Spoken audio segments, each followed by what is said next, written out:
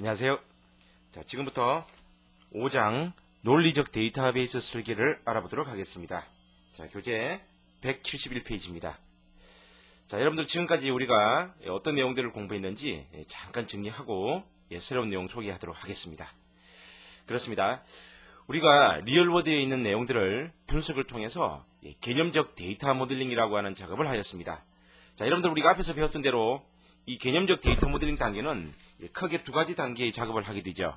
그래서 개념적 데이터 모델링은 첫 번째로 기본 개념적 데이터 모델링이라고 하는 작업이 있고요.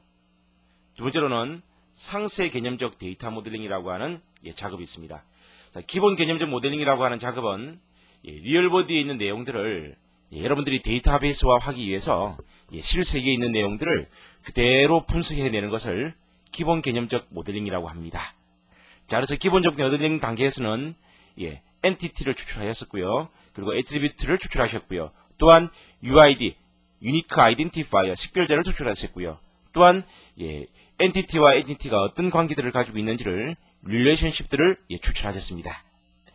자, 이 기본 개념적 모델링 단계에서는 여러분들이 관리해야 할 대상들을 그대로 분석하셨다면 상세 개념적 데이터 모델링 단계는 여러분들이 기본 개념적 모델링 단계에서 분석하셨던 결과들이 제대로 분석이 되었는지, 제대로 엔티티가 추출되었는지를 바로 검증하는 단계를 우리는 상세 개념적 모델링이라고 해석을 했습니다.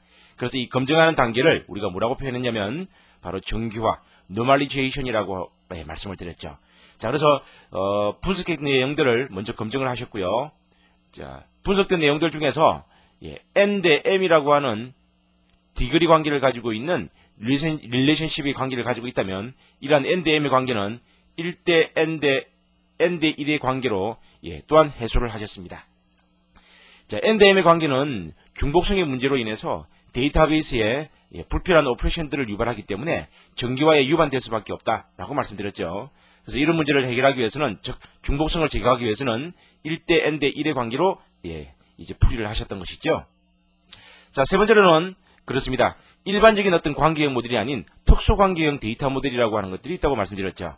그래서 순환적 관계형 모델, 계층형 관계형 모델, 그리고 독점 관계형 모델, 슈퍼타입과 서버타입, 그리고 BOM형 데이터 모델.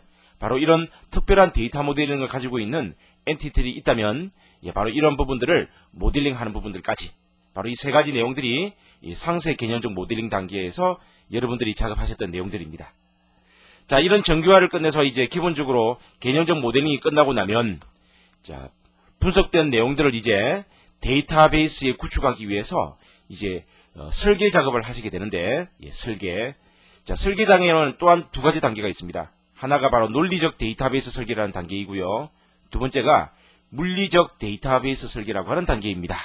자, 그 중에 논리적 데이터베이스 설계라는 단계를 통해서 우리가 물리적으로, 즉 실제 DBMS에 테이블과 인덱스와 같은 이런 논리적 객체들을 만들기 위해서 여러분들이 분석된 내용들을 물리적 데이터베이스에 맞게끔 이제 논리적 설계를 하셔야 하는데, 바로 이 단계에서는 그렇습니다. 여러분들이 아시는 테이블과 컬럼, 또한 프라이머리 키와 포린 키와 같은 용어들을 통해서 여러분들이 분석하셨던 내용들을 이제 테이블 또는 인덱스로 이제 만들기 위한 매핑 작업을 하시게 될 겁니다. 자, 궁극적으로 논리적 데이터베이스 설계라고 하는 단계는 개념적 데이터 모델링 단계를 통해서 완성된 ERD를 통해서 DBMS의 테이블과 인덱스를 만들기 위한 매핑 단계, 바로 이러한 단계를 논리적 데이터베이스 설계다라고 해석하게 되는 것입니다. 자, 다음 페이지 볼까요?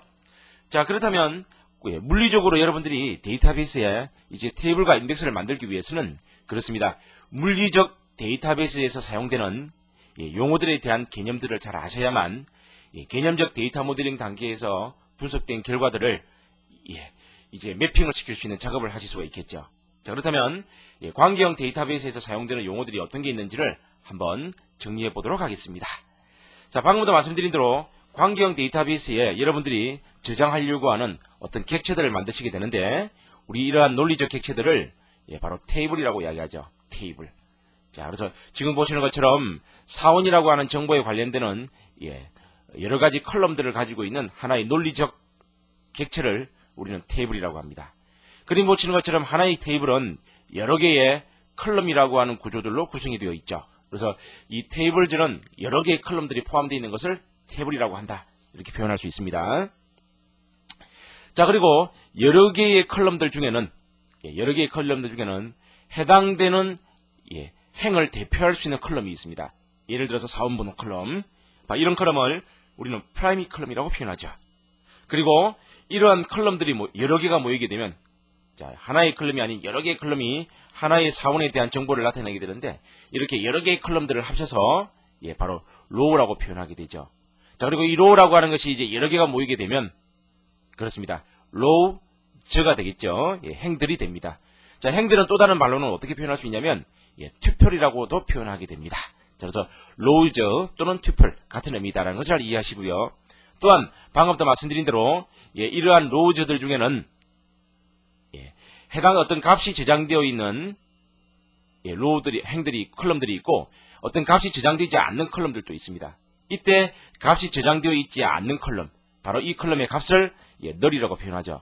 자, 여러분들 아시는 것처럼 데이터베이스에서는 값이 없다라는 뜻으로 널이라고 표현하고요.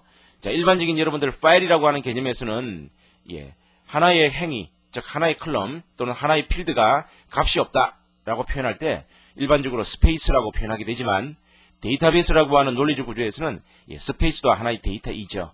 그래서 데이터가 없다는 것은 반드시 널이라고 하는 단어를 통해서 표현해야 합니다. 자, 지금처럼 어떤 컬럼의 값이 있는 경우는 난널이라고 표현하게 되고요. 값이 없다라고 하는 것을 널이라고 표현하게 됩니다. 자, 그래서 지금 소개하고 있는 이러한 용어들은 관계형 데이터베이스에서 여러분들이 관리해야 할 대상인 테이블이라고 하는 구조에서 구성되어 있는 각각의 구성 요소들을 우리는 알아보았습니다. 자, 마지막으로 필드라고 하는 용어도 있죠. 자, 필드라고 하는 것은 그렇습니다. 행과 열이 교차하는 부분, 교차하는 컬럼을 필드라고도 표현합니다. 필드. 자, 여러분들 이 필드라고 하는 개념은 일반적으로 우리 파일 시스템에서도 많이 사용하는 용어이죠. 그렇습니다. 자, 예를 들어서 emp.dat라고 하는 파일이 있다면 10번 홍길동이라고 하는 사람의 정보가 저장되어 있다면 자, 예를 들어서 10이라고 하는 이 값은 홍길동이라고 이 하나의 값을 우리는 필드라고 이야기하죠. 필드. 그렇습니다. 필드. 자, 하나의 필드가 여러 개 모이게 되면 파일에서는 이 필드를 여러 개 모은 것을 뭐라고 하나요? 그렇습니다. 파일에서는 이것을 레코드라고 표현하죠. 레코드. 여러 개의 필드를 모아놓은 것을 레코드라고 한다. 자, 레코드가 여러 개 모이면요. 여러 개의 레코드가 모이게 되면 그렇습니다. 하나의 파일이 되죠. 자, 그렇다면 파일이라고 하는 개념은 여러 개의 레코드가 모여서 되고요.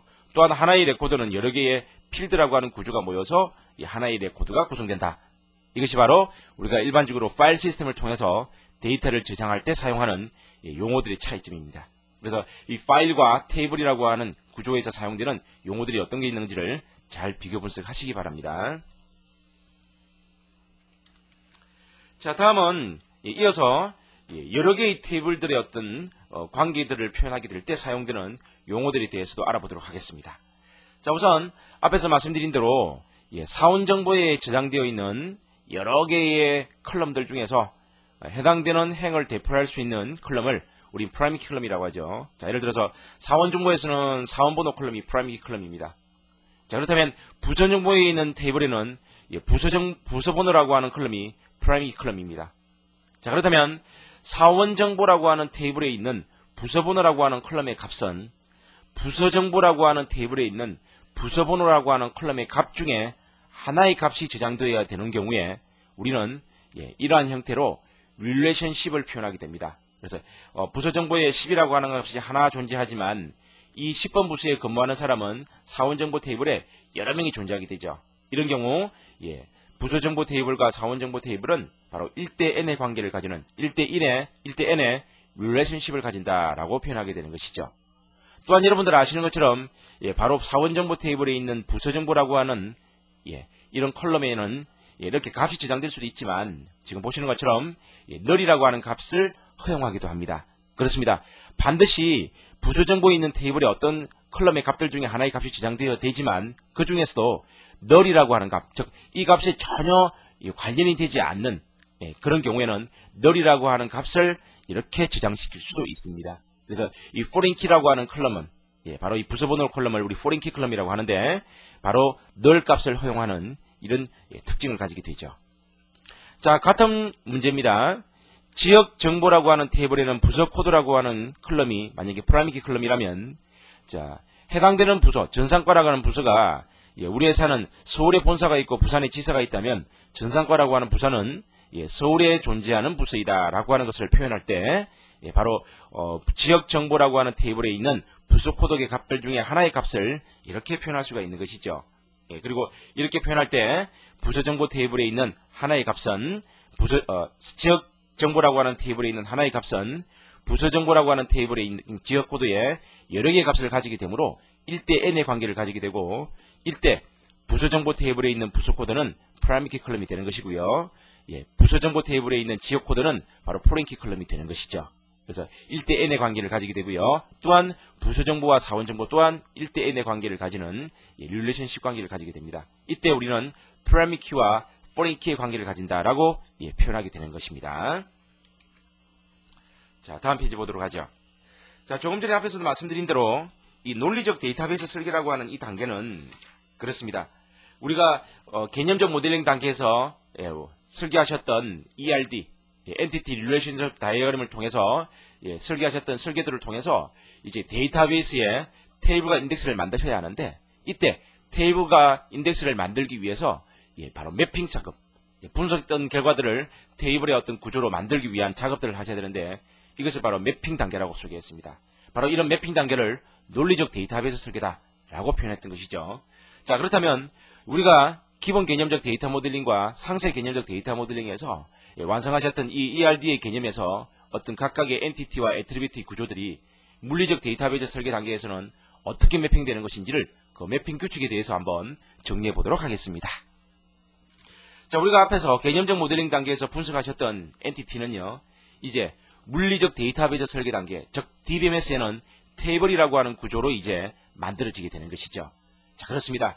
우리가 이 개념적 모델링 단계에서 나오는 엔티티는 결국 데이터베이스에서는 테이블, 바로 관리해야 할 하나의 대상으로 만들어지게 되는 것입니다. 그래서 우리가 앞에서 엔티티라고 하는 개념을 배웠을 때 그렇습니다. 이렇게 배웠죠. 기업에서 관리해야 할 대상, 기업에서 관리해야 할 데이터, 바로 이런 것을 엔티티라고 표현했었습니다. 그래서 이 엔티티를 추출하는 방법을 단계별로 소개를 하였던 것이죠. 바로 이 엔티티는 결국 물리적 설계 단계에서는 테이블이라고 하는 구조로 만들어지게 될 것입니다. 또한 하나의 엔티티를 구성하는 요소들, 여러 개의 애트리뷰트들은 바로 테이블의 구성 요소인 컬럼이라고 하는 구조들로 매핑되게 될 것이고요.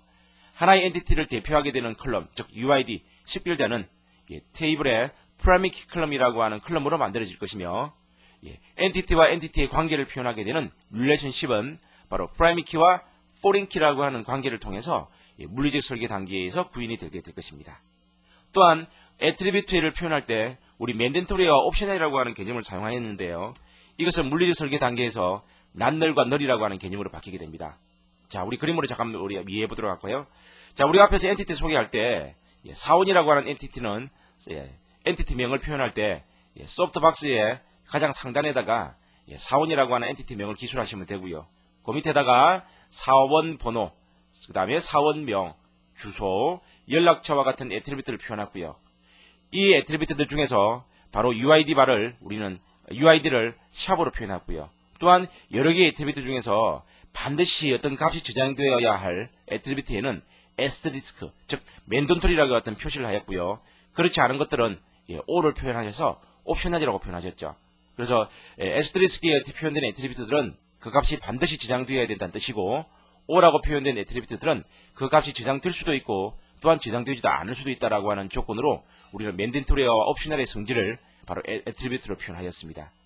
자, 조금 전에 앞에서도 소개했던 대로 우리가 테이블에 데이터가 저장되어 있다 라고 했을 때 반드시 값을 저장해야 되는 경우를 난널이라고 표현하였고요. 값이 없다라는 의미로 바로 널이라고 하는 표현을 사용한다고 했습니다. 그렇습니다. 바로 이 논리적 데이터베이스 설계 단계에서는 개념적 모델링 단계에서 나왔던 이러한 기호 표시들이 바로 난널과 널이라고 하는 표현으로 논리적 데이터베이스 모델링 설계가 이제 구성되게 되는 것입니다.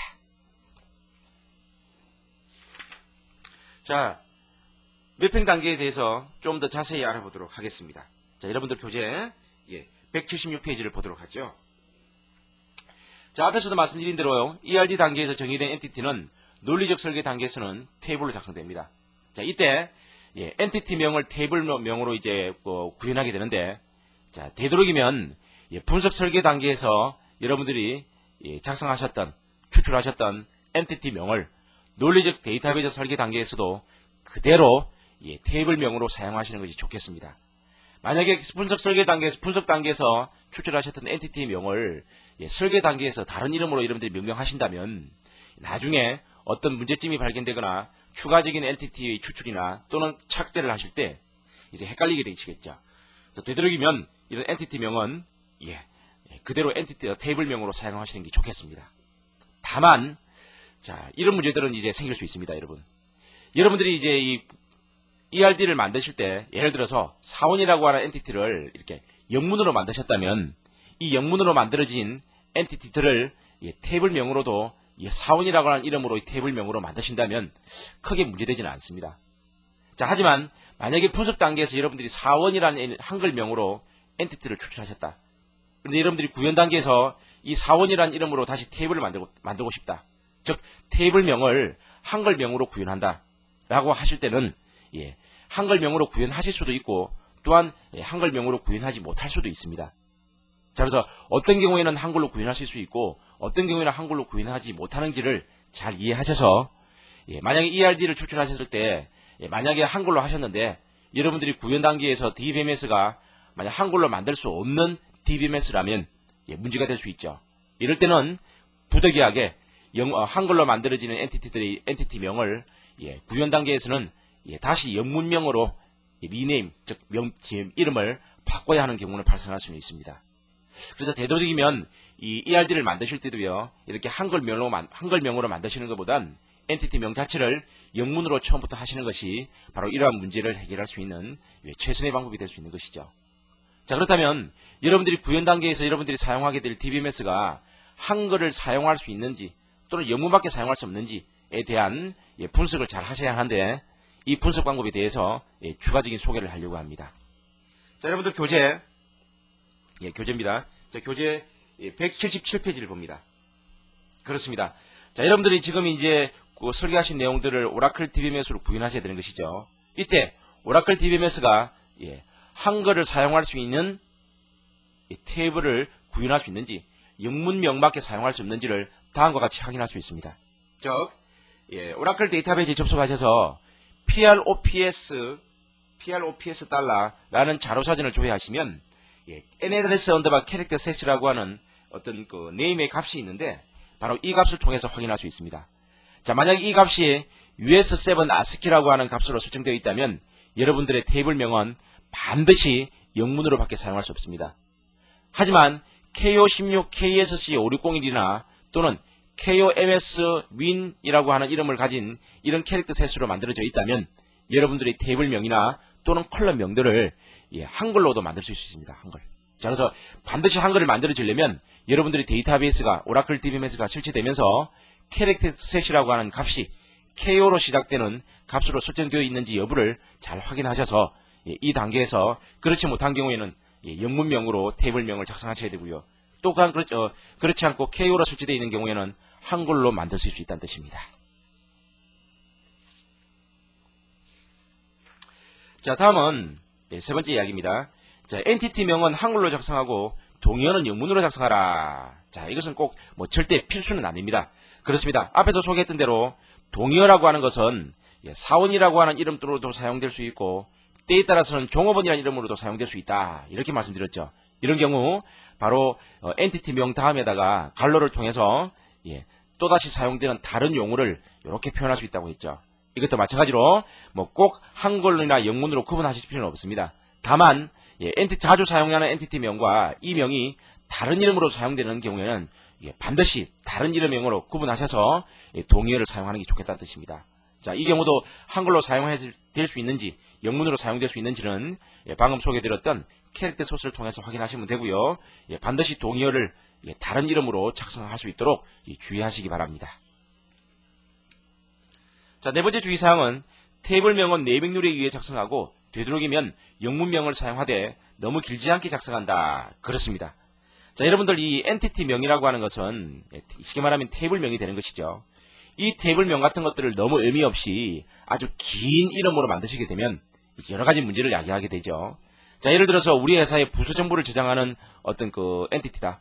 예를 들어서 자, 디파트멘트라는 이름으로 디파트멘트 언더바 네임이라는 이름으로 여러분들이 만약에 엔티티명을 정하셨다면 이름이 너무 길죠. 하나, 둘, 셋, 넷, 다섯, 여섯, 일곱, 여덟, 아홉, 열, 열하나, 열둘, 열셋, 열넷. 테이블명이 15바이트이다. 그렇습니다. 너무 깁니다. 무슨 말이냐면, 자, 여러분들이 이제 SQL 문장을 통해서 이제 이런 그 디파트멘트에 이제 저장되어 있는 부서 정보를 통해서 어떤 정보를 참조하게 될 때, 어떤 하나의 테이블, 즉 디파트멘트라고 하는 테이블을 통해서 조건 검색하는 경우라면 크게 문제되지는 않겠지만, 만약에 이 테이블과 함께 여러 개의 테이블을 조인해야 되는 경우라면 테이블명이 너무 길게 되면 그렇습니다. 바로 이 테이블명과 함께 각각의 테이블에서 어떤 특정 컬럼들을 추출하셔서 어떤 이름들을 참조해야 되는 경우 일일이 이런 테이블명들을 컬럼명 앞에다가 붙여주시게 되기 때문에 이 프로그램 코딩하기가 굉장히 난해지죠. 그래서 이런 네이밍 룰 같은 것을 잘 정하셔서 이런 의미 없는 테이블명 같은 걸 사용하시는 것보다는 되도록이면 8문자 범위 내에서 어떤 누가 보더라도 이 이름을 보면 이 테이블이 어떤 테이블인지를 쉽게 이해할 수 있는 이런 형태로 테이블명을 정하시는 게 좋겠습니다. 그래서 디파트먼트 언더바 네임과 같은 이런 15바이트 형태보다는 그렇습니다. 좀 줄여서 축약시켜서 뭐 DPT라는 이름으로 하시든지 또는 여러분들 나름대로의 어떤 네이밍 룰, 이름을 정하는 규칙을 잘 정하셔서 이름을 숏 이름으로 짧게 정하시는 게 좋겠습니다. 또한 방금 위에서도 말씀드린 대로 테이블명 같은 것들은 되도록이면 영문보다는 한글명으로 작성하시는 것이 바람직합니다.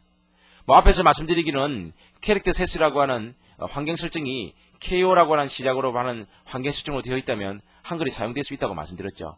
자, 하지만 우리가 데이터베이스를 사용하면서는 어떤 문제를 생각하셔야 되냐면 그렇습니다. 여러분들이 사용하고 있는 데이터베이스 환경만 생각해서는 안 되죠. 향후에 여러분들이 예를 들어서 서울에도 어떤 본사가 있고요. 부산에도 지사가 있고요. 또한 외국의 어떤 지사들을 가지고 있는 이런 망을 가지고 있다면 서울에서 만들었던 테이블을 부산에 있는 지사에서도 사용해야 되고 또한 서울에서 사용했던 데이터들을 외국에 있는 지사에서도 이 데이터들을 참조하는 경우가 생길 수도 있을 것입니다.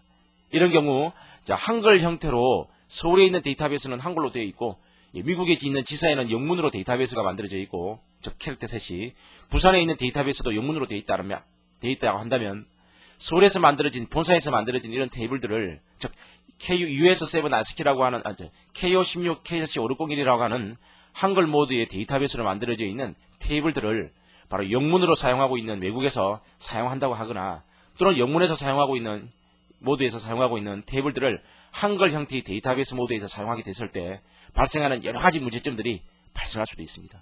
이런 경우 여러분들이 어떤 원하는 작업들을 하지 못하는 경우도 발생할 수 있기 때문에 되도록이면 본사나 지사나 그리고 모든 지사에서 사용하는 이런 그 캐릭터 셋이라고 하는 값을 통일시켜 놓는 것이 가장 바람직하죠.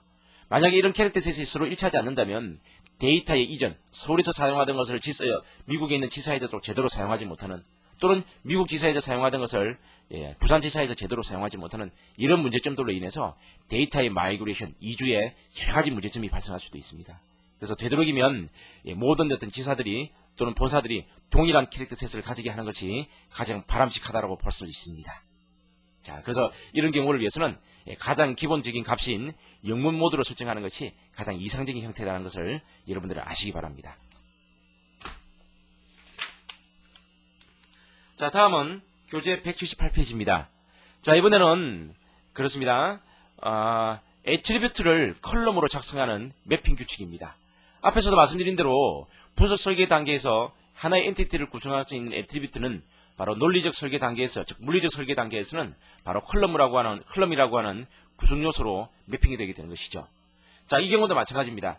앞에서도 말씀드린 대로 하나의 테이블명을 정하실 때는 너무 긴 이름 정하시게 되면 헷갈리고 구현 단계에서 굉장히 번거롭다고 말씀드렸죠. 마찬가지로 여러분들이 구현하게 되는 이 컬럼명 같은 것들도 아주 길게 작성하시게 되면 구현하시는데 굉장히 불편합니다.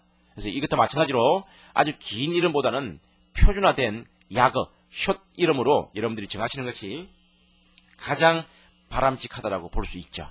되도록이면 누구나 보면 이해할 수 있는 쉽게 이해할 수 있는, 또한 SQL 문장을 쉽게 작성할 수 있는 형태로 작성하시는 것이 가장 바람직합니다. 또한 이러한 컬럼들은 SQL 언어에서 사용되는 예약어를 사용하시면 안됩니다. 자, 무슨 말이냐면 dpt라고 하는 엔티티에 예를 들어서 select라는 이름을 가진 컬럼을 만든다든지 update라는 이름을 가진 컬럼명을 만드시게 되면 어떻게 될까요? 그렇습니다. select라는 문장을 수행하실 때 from dpt라고 하는 테이블로부터 컬럼을 참조하는데 select라고 하는 컬럼을 참조하거나 update라는 컬럼을 참조하는 이런 식의 문장을 작성해야 되기 때문에 문법 에러가 발생할 수밖에 없죠. 그래서 이런 경우를 피하기 위해서는 반드시 기본적으로 SQL 언어에서 제공되는 예약어를 컬럼명으로 사용하셔는 안 되겠습니다. 자, 앞에서도 말씀드린 대로 컬럼명은 짧게 부여하시고요. 사용의 편리를 도모하시는 것이 좋겠습니다. 자, 다음은 교재 179페이지군요. 앞에서 소개되었던 대로 하나의 엔티티는 반드시 하나의 UID를 가지게 되죠. 그래서 여러 개의 애트리뷰트 중에서 그 엔티티를 대표할 수 있는 애트리뷰트를 우리는 UID라고 표현했습니다. 자, 그래서 UID는 우리 구현 단계에서는 프라이머리 키가 되죠. 프라이머리 키. 자, 그리고 프라이머리 키로 정의되는 컬럼에는 반드시 PK라고 정의하시고 낱느린 조건과 유니크한 제약 조건인지를 표시하셔야 됩니다. 자, 무슨 말인가 하니 프라이머리 키 컬럼은 반드시 그렇습니다. 낱느린 조건을 가지죠. 단지 어떤 값이 저장되게 되고요. 또한 그 값에는 다른 값과 중복되는 값이 저장될 수 없는 유니크한 성질을 반드시 가져야 됩니다. 그래서 바로 이러한 성질들을 잘 이해하시기 위해서는 우리 그 구현 단계에서 테이블을 만드는 문법에 보면 create table dpt에 보면 no라고 하는 컬럼이 캐릭터 5바이트의 primary key라고 하는 문법을 통해서 해당되는 컬럼이 primary key 컬럼인지를 이제 표현하게 되는 것이죠. 그래서 반드시 primary key 컬럼이라고 하는 이러한 제약 조건, 이것을 제약 조건이라고 하죠. 제약 조건 키워드를 반드시 사용해야 한다. 이런 의미입니다. 자, 이 문법에 대해서는 뒤에서 좀 더 구체적으로 말씀드리겠습니다. 자, 여러 개의 컬럼으로 구성될 때는 U1, U2라고 하는 이런 제약 조건을 사용하라라고 되어 있네요. 그렇습니다. 자, 여러분들 하나의 엔티티가 꼭 반드시 하나의 애트리뷰트로 구성되는 건 아니죠. 자, 무슨 말인가 하니 우리 앞에서 소개했던 대로 재고라고 하는 엔티티에 보면 재고를 어떻게 관리하게 되냐면 창고 번호별로 어떤 창고에 있는 어떤 제품이 현재 재고가 몇 개다, 수량이 몇 개다, 이런 형태의 재고를 관리한다고 했습니다. 이럴 때는 창고 번호라고 하는 애트리뷰트와 제품 번호라고 하는 애트리뷰트 두 개가 하나의 UID로 구성된다고 말씀드렸죠. 이런 경우 우리가 테이블을 만드시게 되면 그렇습니다.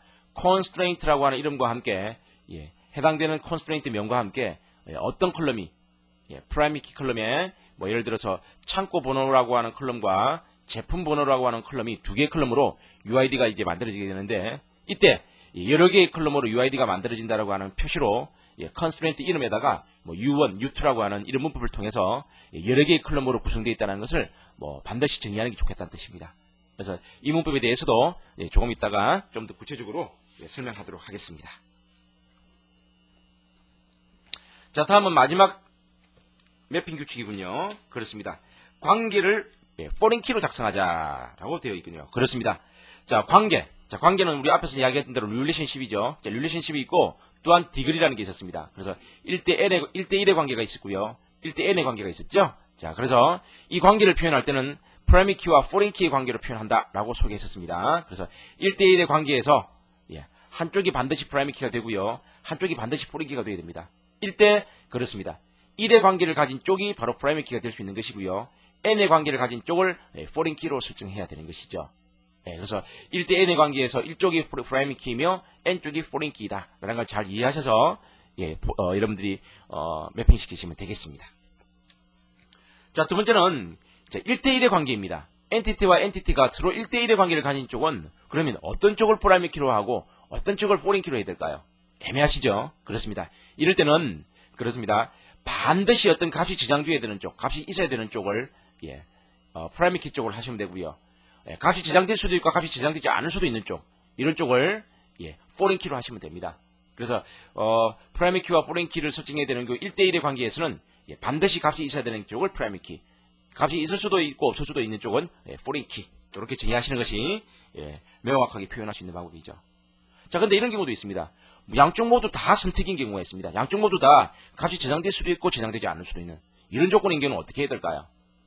둘 다 점선인 관계를 가지고 있죠. 자, 자, 이럴 때는 그렇습니다.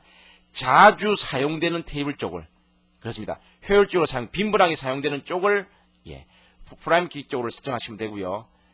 가끔 사용되는 쪽을 참조 테이블, 포린 키를 가진 테이블로 설정하시면 됩니다. 그래서 이런 경우에 애매한 경우에는 얼마만큼 더 자주 사용되느냐에 따라서 프라임 키와 포린 키 관계로 전이된다라는 것을 이해하시기 바랍니다. 자, 순환관계형 데이터 모델에서는 어떻게 될까요? 앞에서 말씀드린 대로 사원이라는 엔티티가 있는데 사원 번호라고 하는 컬럼도 있고요. 상관의 사원 번호라는 거 있었죠. 이런 경우에는 다른 엔티티의 관계를 가지는 게 아니고 자기 자신과 또 다른 엔티티를 가지게 되죠. 그렇습니다.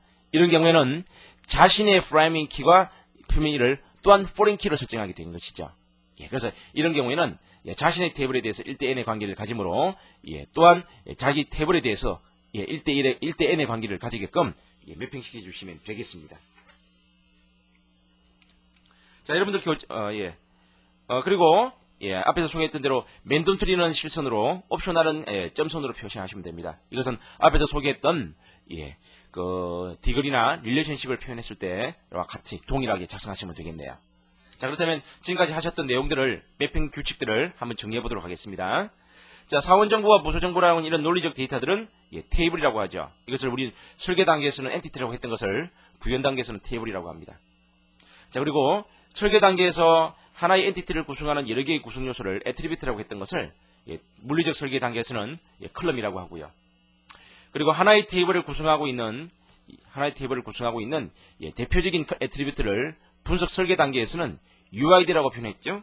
이것을 물리적 단계에서는 프라이머리 키라고 이야기합니다.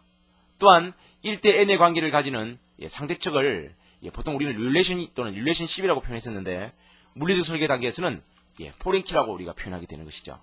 그래서 우리가 이 설계 단계에서 나왔던 엔티티, 애트리뷰트, 그리고 UID, 그리고 릴레이션십은 테이블과 컬럼, 그리고 프라이머리 키와 포린 키라고 하는 개념을 통해서 데이터베이스로 이제 구현이 되게 되는 것입니다.